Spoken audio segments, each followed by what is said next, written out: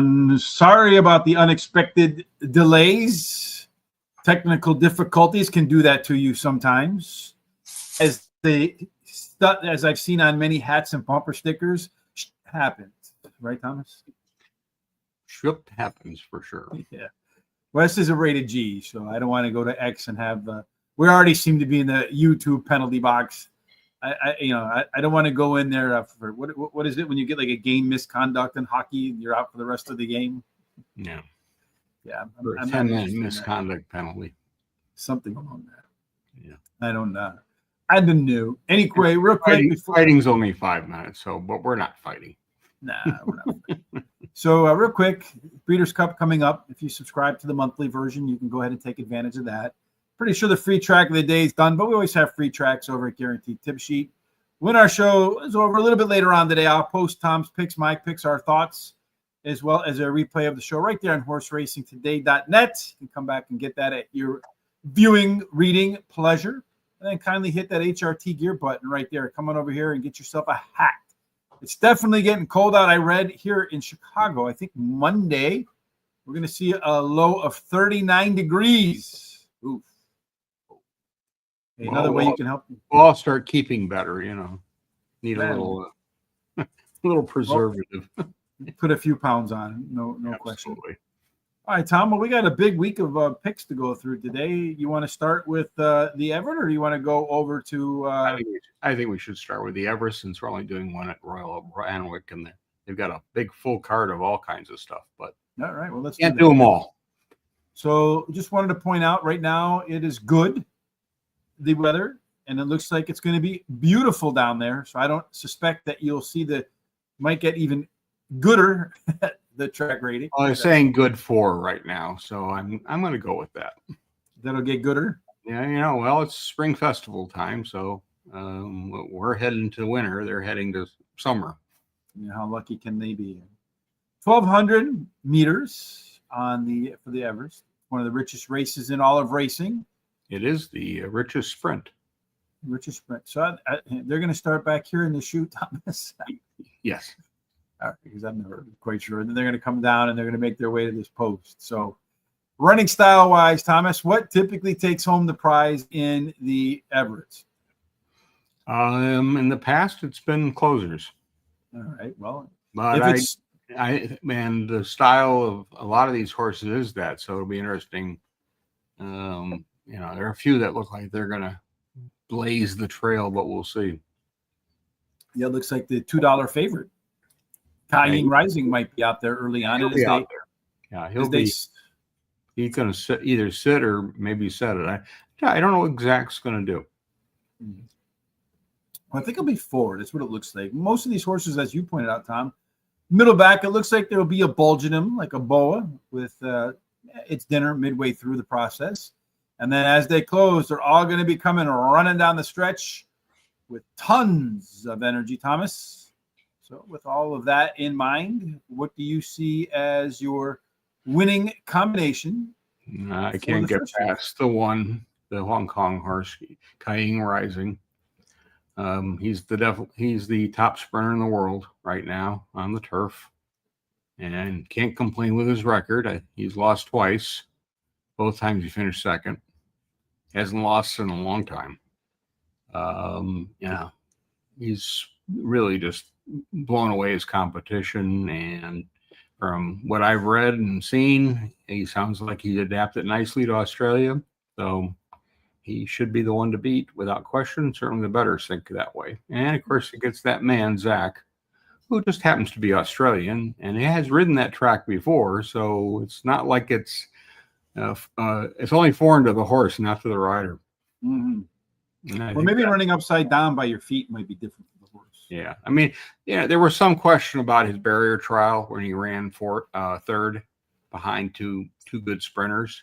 Mm-hmm. But I don't think they were really pushing him I saw the replay of it, and they didn't look like, and Zach wasn't asking anything out of the horse. He was just basically jogging around. I'm going to go with 10. Lady Shenandoah is my next choice. She was a 4th last time out. She was wide. She sat 7th most of her race. and then tried to, close, and she ran reasonably well at the end. Mhm. That was an 1100-meter race. It was her first start of the season, and she came back and then ran another race in a Group 3, and that was 1100 meters, and she got second in that race. So she's looked like she's got room to improve. Jockey change to McDonald's getting off. He's going to get on the next horse I'm going to pick, and we'll see. But on the other hand, it's a top jockey on there, so that's one of the better ones in Australia. So he's not, they're not going to be not in this race, because if you look at the purse breakdown, what they pay through 6, and you can make $1 million just finishing 4th. So it's not so bad. No, I'm going to go 9, Jolie Star. That is the one that McCarthy's going to ride, and he's won his only start this season. It was at a Group 2, and it was at this track at 1100 meters. He's a closer. He's a late runner. It's just a matter of him getting a trip. But second up, he's won before. It wouldn't be a huge shock if he hit again, but he's got a heck of a horse to try to beat. Mm-hmm. Well, some of my commentary is pretty similar, Thomas, to yours, and our top 2 picks are exactly the same. Kai Ying Rising, I said it just like you said it. Kind of hard to get past 16, 14, and 2. Lady Shenandoah, the 10 horse. Surprisingly, we get the same 2 picks up top in here. Rock solid at Randwick so far. Ran 4 times with 3 wins and a second. You got to like that, and has been pretty solid at the good footing as well, taking home the trophy in 5 out of 7 starts. Here's where we get different. I'm going to go with number 2. What do you call that? Briasa, maybe? I'll go with Briasa. Mm-hmm. Yep. Sounds about right to me. This one's making the 3rd start off the layoff. It does pretty well. 3rd start after layoff. Winner 2 out of 3 right there. And been pretty aggressive as well at the distance. Look at that, Tom. 7 times out, 6 dubs. I don't think you can improve much on that. No, I guess you could. I think up and down this list of horses, there's not really what I call a bummer in the bunch. They're all pretty good sprinters. Yeah, once you get past Kai Ying Rising, right? And then finally, I'm going to go with Tempted. That one's 16-1. Hey, there's nothing wrong with that one. This one's been at the track and the distance, Thomas, 2 times, and he's won both of them. The only concern for me isn't the money good. I don't want to see that. 5 out of 6 times soft, 2 out of 2 times being the winner. So if there were some rain in the forecast, I might have upgraded this one a little bit. Maybe it wants a little bit of moisture in the track. Yeah, I think she may want a little bit of, but it is a Godolphin, and they generally know how to place horses. Yeah, they generally do. Unfortunately, guess what? There's not here, Tom. No predictors. No predictor. But it is coming. Oh, yes. We're going to have a fistful of predictors in just a moment. Now we're going to head over to Ascot in England, where they run right side up or maybe a little sideways. I'm unsure exactly how that works, but I think probably a little sideways. So heading over there, right now we have good. Looks like the weather right now is still pretty good. Tomorrow there's no rain in the forecast, a little bit on the cooler side. So I suspect that the track will probably stay with the good ranking. Maybe not. They're watering, so this is very unusual too at this time of year. Usually this track is soft to very soft. You get even heavy at time, and this is the first time we've really got a good. And they're listing it as good, not good to soft. So yeah, I remember many times we've done races over there, and they're splashing oh so joyfully in the water like little kids. So the first one we're looking at is 2 miles. Ooh, that's a pretty good one. It's going to start at 7:55 a.m. Eastern over on this part of the world. And if we take a look at the 2 mile track, my friend Thomas, 2 miles. All righty, where are we going to go here? We're going to start here. Yep. We're going to run uphill. Then we're going to run level. Then we're going to run downhill. We're going to make that turn. Then we're going to run downhill, level. And then a steady rise and more uphill into the final strides. So I suspect with all that turning, with all that uphill, downhill stuff, stamina is probably going to be important. Are draws important in your view? No, not for this small of a field. This is definitely a jockey's race. And with that, number 3, Trawler Man is definitely the one to beat. I 1 to 2, I think, is generous. 1 to 5, maybe more accurate. Maybe 1 to 9. He's done really since Kypros retired. He's won all 3 races. He could never beat Kypros, but he can beat everybody else. And I think this is his race to lose. And certainly the jockey knows his way around the track. I'm going to go with 1. El Kaim is my next choice. This one is last time out at Ascot. It was a 12 furlong race. I did it by over 6 lengths. In August, he ran 4th to Trawler Man at York, and he ran 3rd to Al Rifa, and Al Rifa is one of the favorites for the Melbourne Cup. So, and that's a 2-mile race. So, been keeping pretty good company. And that's the only 2 I'm going to pick because, frankly, 5 horses is, 5 horses. 5 horses. Yeah. Well, guess what I picked? I can't imagine. 2 horses. Well, I just flipped the order around. And the reason I flipped the order, I took Al Karim as well, put it at the top because I feel like you got to take a shot to beat a 1 to 2 favorite. And as you mentioned, it might end up being even worse than that or better than that, I guess, depending upon your perspective. Well, you like all the tip thing on it? Did you see that one? 11 tips to none. Yeah. Well, Stay True got 2 1 tips. for Sweet William. But I figure this one won 3 out of 4 races at Ascot, catches a short field, seems to like the track. Why not give it a chance in there? Yeah. And then Trawlerman, been stomping Group Company, so I don't know what else more you can ask. And then Predictor says, but you have the Predictor. Yeah, Predictor's going to put Trawlerman, but he's going to be close. Whoa! Just don't bet Saratoga. Well, I don't know, at 80 to 1. Yeah, maybe 81. Well, there's that theory, right? When we had Scott Fielder on the show for the How to Win handicapping contest, the guy wins a lot of money in that stuff. Says 5-horse fields, the rule of thumb is to take the longest shot on the board, and that looks like it'll be Saratoga. So go ahead and pony up for that one. It works over here. I cannot tell you how many times I've seen it. I am not quite sure if it works if you go to the other side of the Atlantic, but it's worth a try to find out at 80 to 1. A couple bucks, what you got to lose. So the next race coming up here is the British Champions Day, 2-year-old condition stakes, 6 furlongs on that track. So they're going to be running straight down in a line there, Tom. On a good track, do you feel like there'll be a better lane, if you will, or do you feel like just go straight? Well, again, we always comment about them, the trainers and the jockeys who will walk the track in the morning to see where they can find the best going. My feeling is that it'll be on the far side, which is traditionally, but again, they may just come up the middle in this kind of a race. And it's weird. It's a weird race because you got Group 1 quality horses, but this is a Class 2 race. Mm-hmm. So I don't know why they haven't upgraded this race to a group level race. It's kind of weird. Yeah. I'm going to take 7. Mission Central is my top choice. He had trouble in his last race at Doncaster. He won 2 races so far, and one was a Group 3 race at 6 furlongs. It's interesting, his stats. He's won 2 races, they were 6 furlongs, and he lost 2 races, and they were 5 furlongs.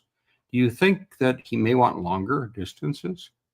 Well, based on that breeding, he definitely wants longer distances. And Aidan O'Brien at 9 to 1, that's not a bad price. It was worthwhile. Yeah. I'm going to take 9 Siren Suit as my next choice. He's improved in his last start. He won at Kempton, which is the all-weather, going 7 furlongs. So they're going to drop him back. I mean, the Gosdens must think they got a good horse because they're dropping him in here after a good run at 7. He may be more suited to the longer races, but I got to think at this point he's not raced not many races. Bettors seem to like him. I got to put him in there. Mm-hmm. Finally, I'm going to take the favorite, Words of Truth, my final horse. He's run 4 times, and the first race was really bad. To be nice about it, and then he won the next 3, and they were all 6 furlongs. He won at a short. He was a short price favorite last time out at a Group 2, and he won that one. Buick, Appleby, Breeders' Cup bound, maybe, Perhaps. yeah. Yeah, definitely a 11. What is that? Almost 1-1. A little under 1-1. I'm going to come up here and do a little bit of a division. 9-2. I like division. He's run 3 times at the distance. You know how many he won, Tom? 2. Won them all. And when you look through the race ratings, he does have the highest quality win in the group. Number 8, Sir Albert, 14-1. Doesn't look like the bettors are liking him. Started off at 9. He's just going straight up the board, but that's all right. No, you got a tip though. Yeah, he got 1 tip. He's got 2 now. He's doubled it. That's a positive. But this is one of those horses that wants to go forward. And you mentioned the 9 horse, Siren Suit, wanting a little bit less distance. Well, this one's going to cut back in distance as well. So I think being forward and taking some distance off will work to Sir Albert's advantage. You have to have this horse in here. Words of Truth is a good horse for sure, winning 3 races in a row. But the truth is, in my opinion, at the time he was 3-5. So I even think 1.1 to 1. It's a little too chalky, I think, for him. Well, and it's also interesting they gelled him after his first race. It was that bad, and that seemed to have done the trick. Oh yes, well we've talked many times before. I think if they gelded me, I would never lose a race again, out of fear of what's coming next. No, that'd be golf. Yes, Egoli. If I put an F on there, that would be golf.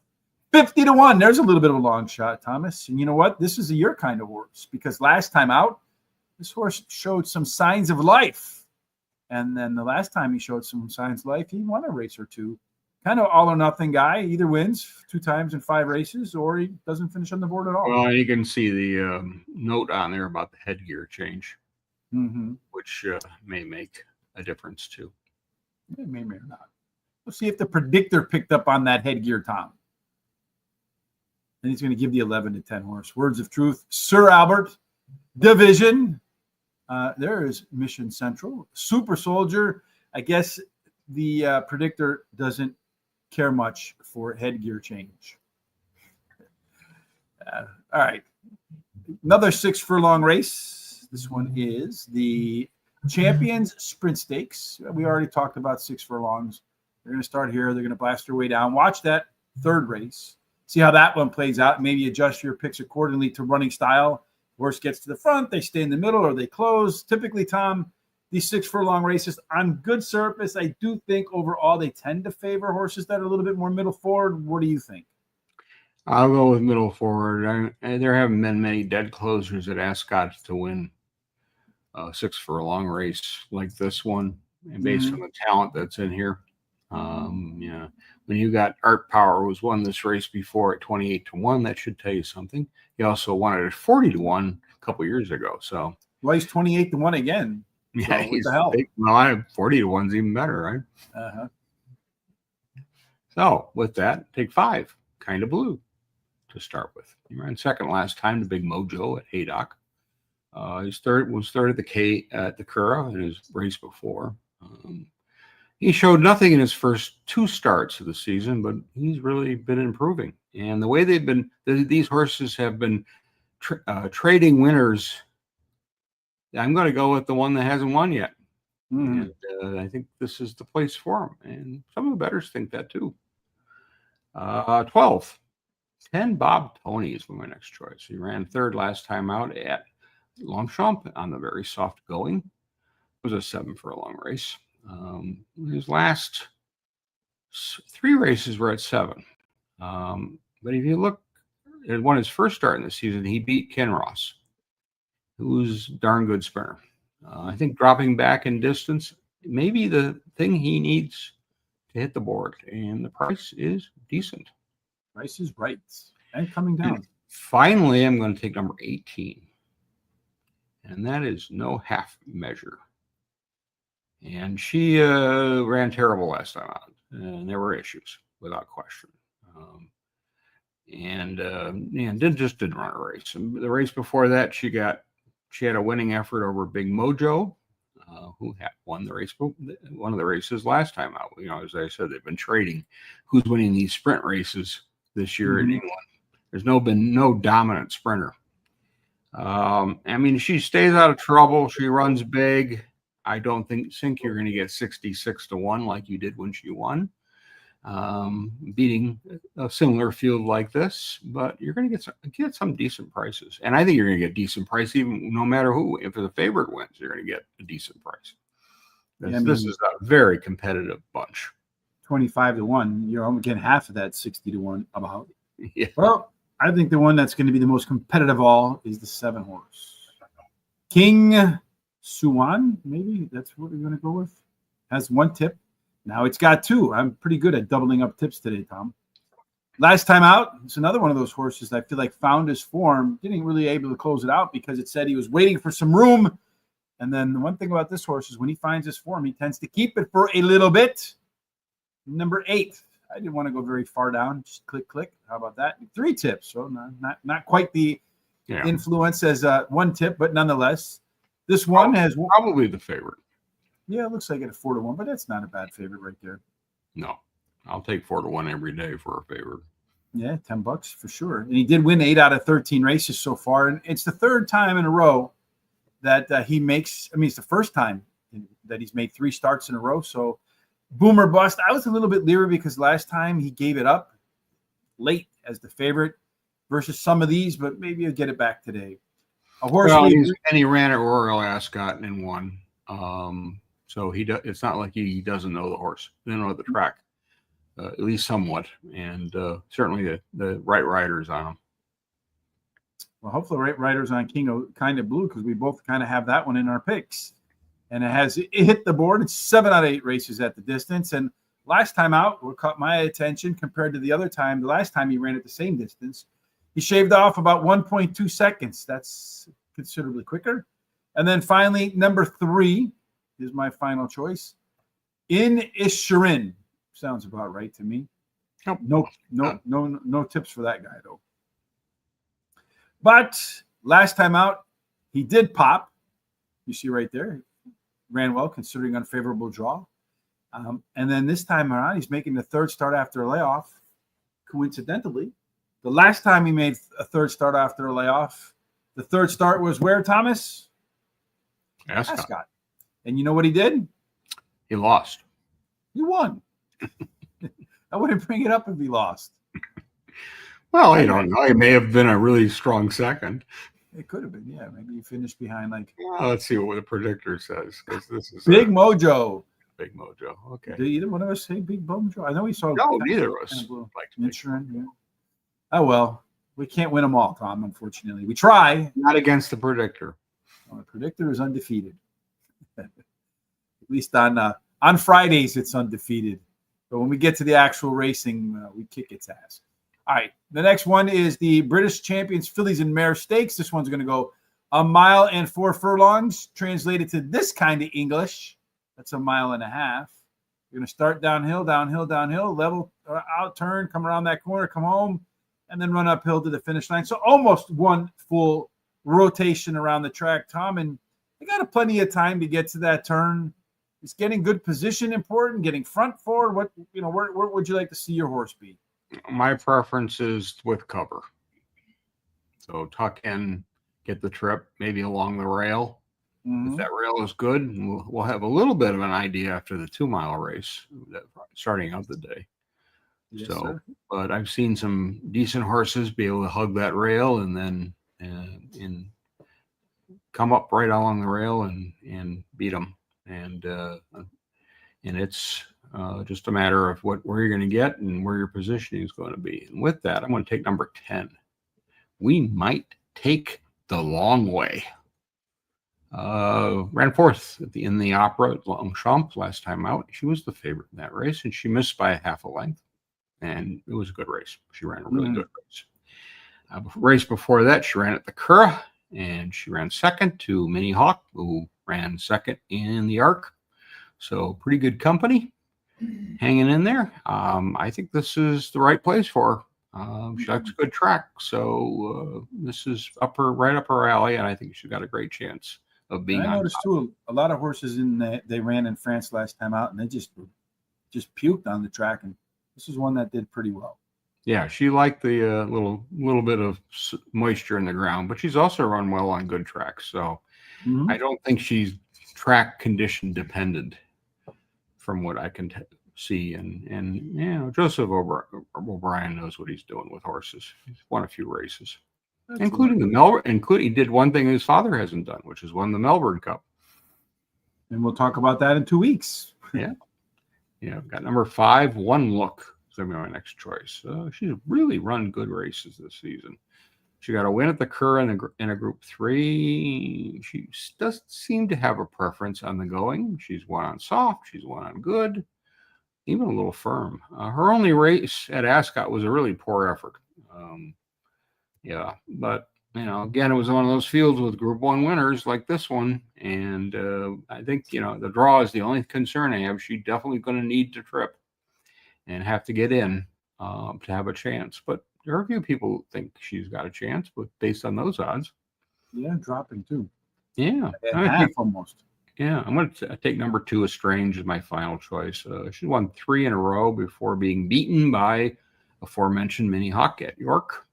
The distance is perfect for her. Another strong one will not surprise me. And 5-1 is really generous.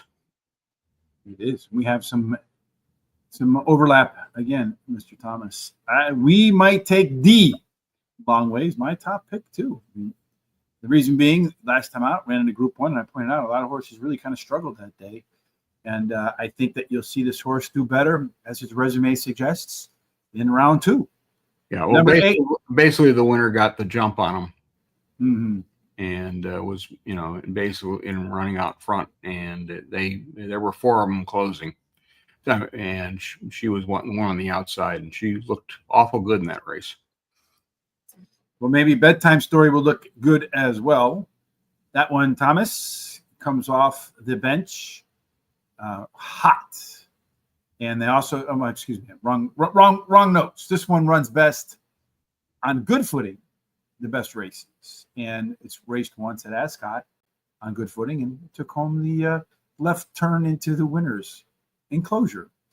Estrange is the one, Tom, that runs hot off the bench. I was just 1 sentence above where I should have been, and then it won 3 out of 4 times. The horse came off for a little bit of rest and came in second the other time, so that's pretty solid. First up, R&R record.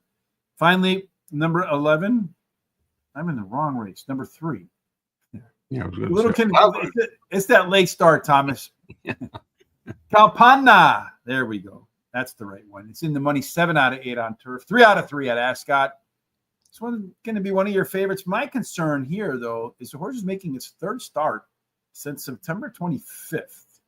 That might be a bit much. I know for sure LeBron would manage his game load. Originally, they were going to run her in the Arc, but they didn't feel she'd have much of a chance after. So she had originally been prepping for the Arc. So this race is kind of an afterthought.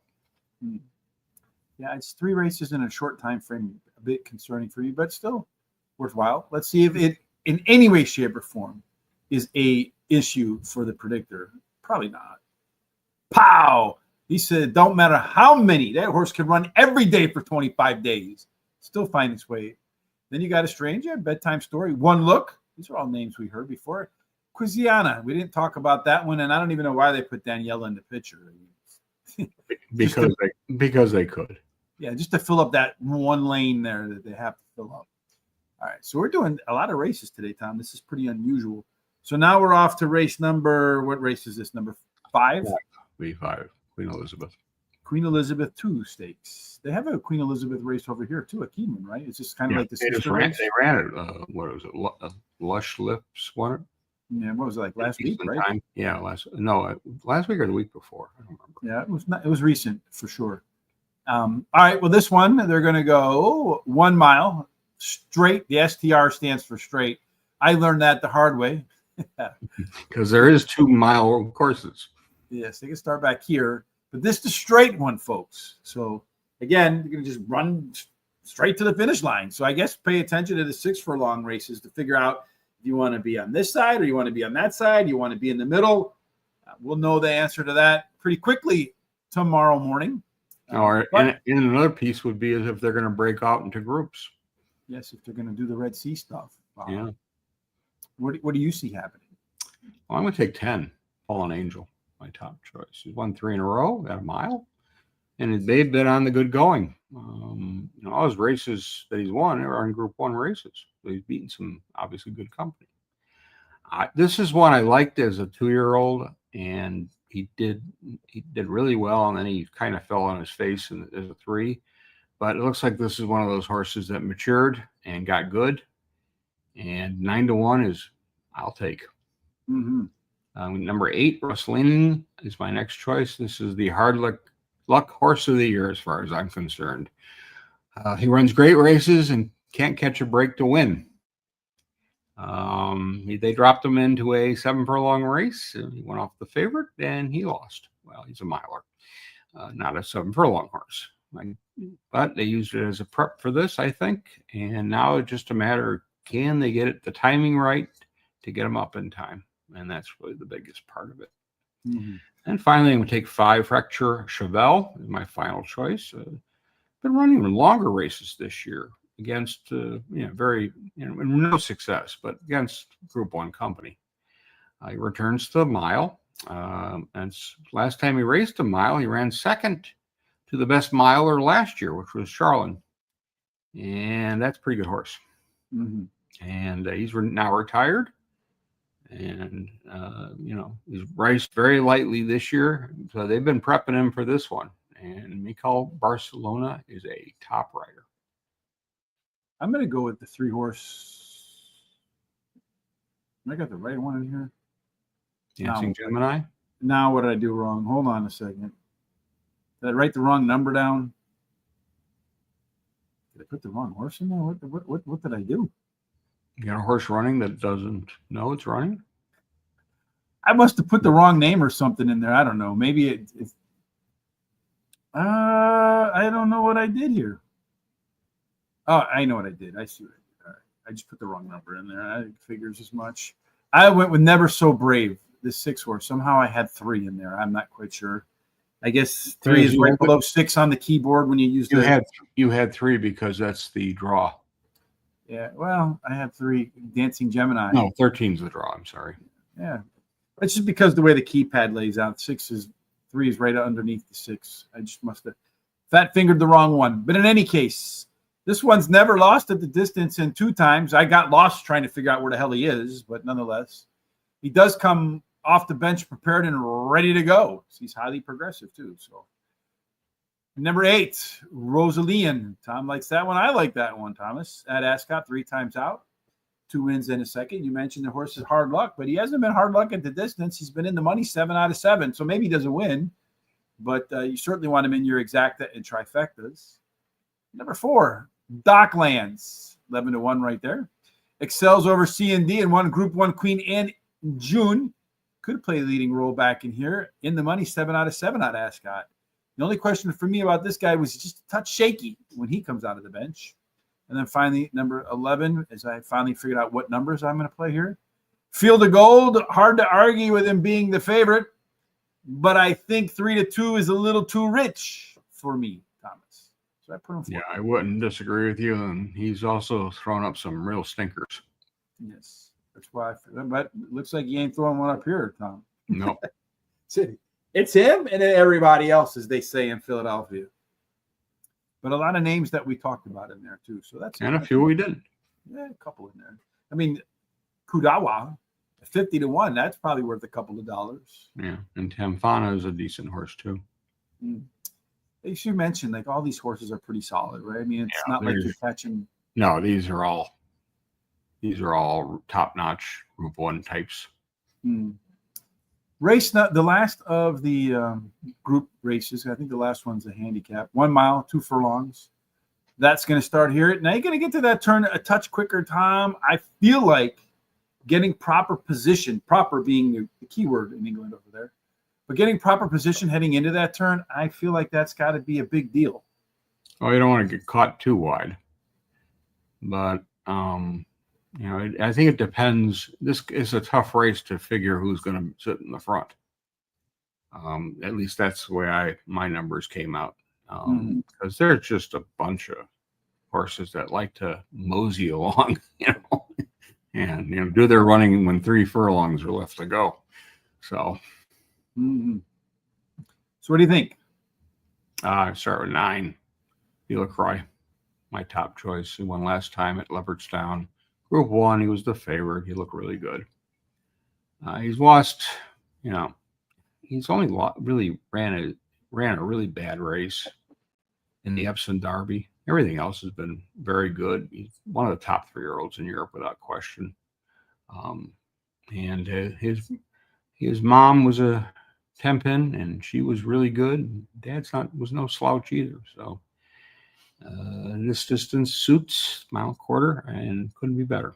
It's a big player. Yeah, I think so. 3, Economics, my next choice. Hasn't raced since last October, so a long layoff. He's won a bunch of races last year, and then he raced in this race last year, and it was a bust. It wasn't great. So now they're preparing him specifically for this race.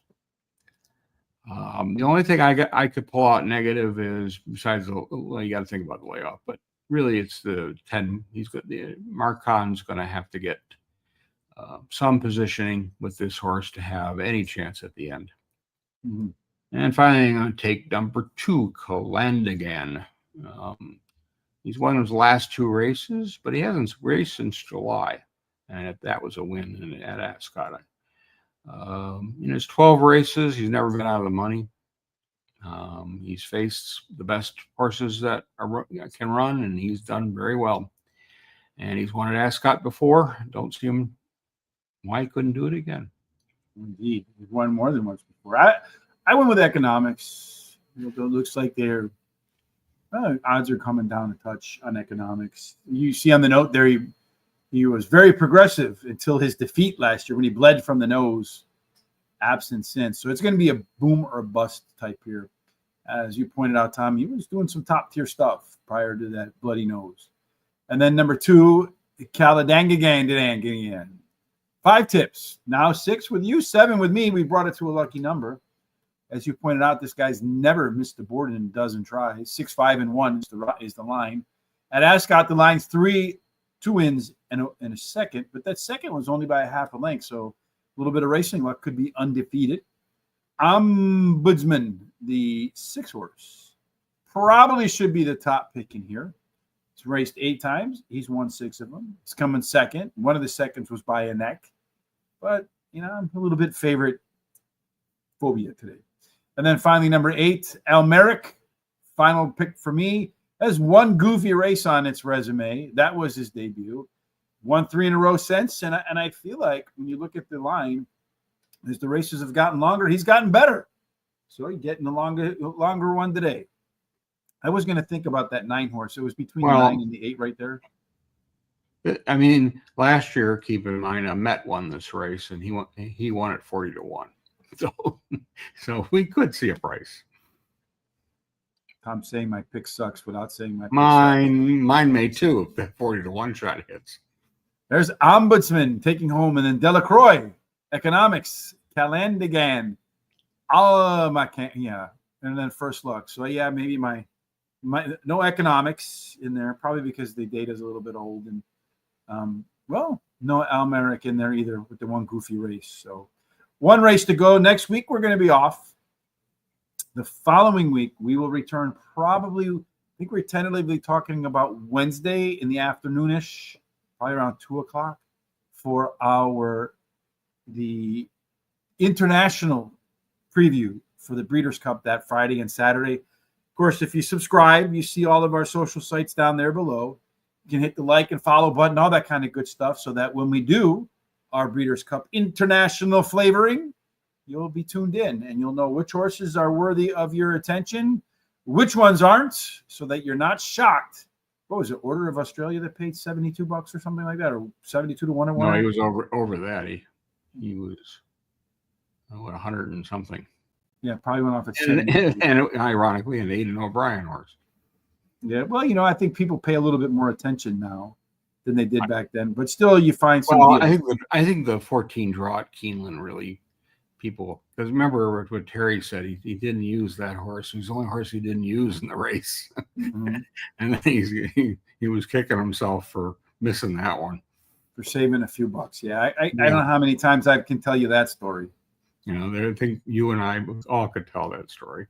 Yes, I think everybody who's ever bet on horse racing can talk about, damn, I left that one off. All right, the last one is 1 mile. It's straight. Again, the Balmoral, I should know that, right? Handicap, because we used to have a harness racing here at Balmoral. We don't have that anymore. They ran thoroughbreds there too at one point. And they did that at sports. And also changed its name a few times. Yeah, none of that. Did that turn into Maywood or no? No, it was Lakewood Field. It was Lincoln Fields, and Balmoral, and I forget there was one other name that they had at one point. And then now it's a horse show area, but I don't know if that's still going on. It was at one point, and then it burned down like all the tracks seem to do here. Yeah, well, it's amazing what happens when they can't run horses, and the only way out is an insurance claim. It's kind of coincidence. Yeah, and ironically, Washington Park and Arlington and Hawthorne and Balmoral all had fires. Yeah, it's an interesting dilemma, the faulty wiring, I suppose. Just they must have all hired the same electrician. Final race for this week until we come back about 10 days from now for the Breeders' Cup preview, Tom. So last chance to pick a winner. Better make it a good pick. Yeah, well, we get a full field of 20. That's good. Which I know is always your favorite, as it is mine, to try to pull one out of this mess. And I would start with 8. Let me point out, I did pull the one out of that mess last week. Yes, you did. Yeah.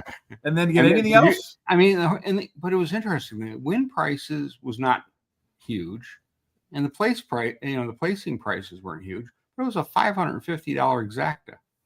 Yeah, it was crazy. I saw that. It was like 9 to 1. It went off at in one. Yeah, the 9 horse that paid 9 to 1. Yeah, and the funny thing is, there was the Oisin Murphy horse that came in second. I forget its name. And I thought to myself when I was thinking about it, that was one of the picks I was considering that I left off at the very end. And I was like, damn it, it's always that one. Anyway. As I said, the exacta didn't make any sense to me based on the pricing of the winning places. But with that, we're going to take 8. Great Acclaim is going to be my top choice. Run some good races this year. Most of them are at 7 furlongs.